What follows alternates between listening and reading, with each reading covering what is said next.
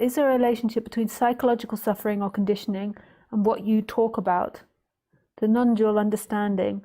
I seem to have had some shifts and it seems to bring up more buried psychological suffering.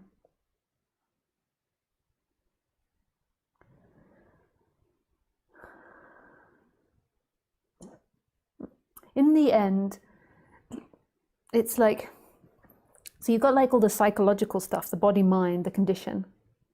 And that body mind might have been like severely abused as a child. So it might have weird relationships with people and be a difficult character. Okay, so you've got that in the body mind mechanism. And that's not alive, the body mind mechanism. It's like a robot. So it's just like all this information in the body, and it's like had all these neural pathways grown. So it's been abused by its parents, and it's grown up with maybe like a person, it's got a personality disorder, whatever we want to call it, and it has a difficult time in society.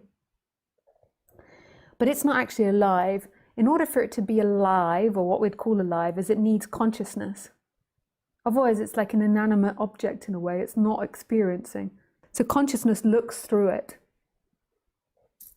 And what happens when the consciousness looks through it is the consciousness and that person become like melded together as if they're one and the same thing. So the person thinks, I am alive. And then at some point, there can be an awakening and that can separate. And this consciousness is known for what it is. And that consciousness like becomes separate. And it doesn't actually need the body to have worked out its psychological stuff. It doesn't need anything to happen. But it tends to be that separation changes the body-mind mechanism and kind of makes it more conscious of its stuff.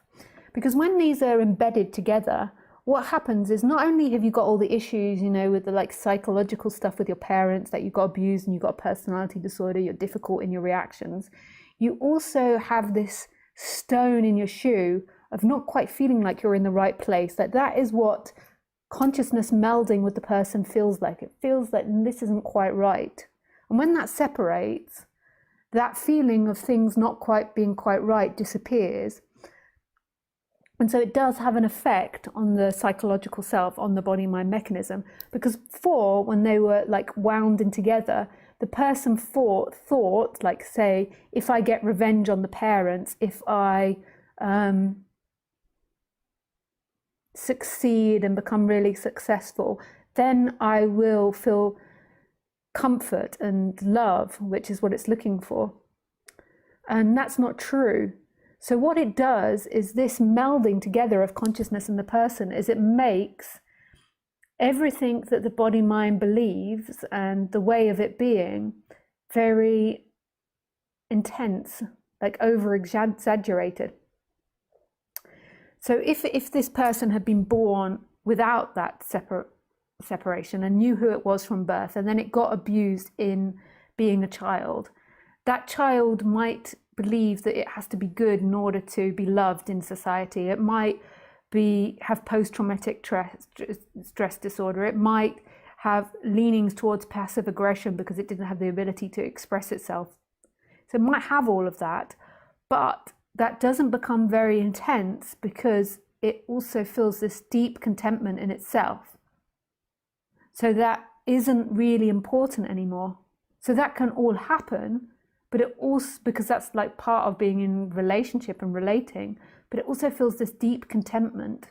But when these two are melded, like getting revenge, making people listen to you becomes super important because you also don't feel at home. So you've not only got the whammy of like the complexity of being in relationship and all the conditioning and the way you're wired, but you also feel like you've lost something.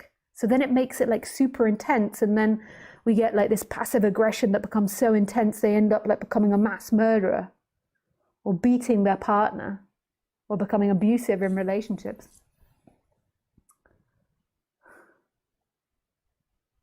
Does that make sense?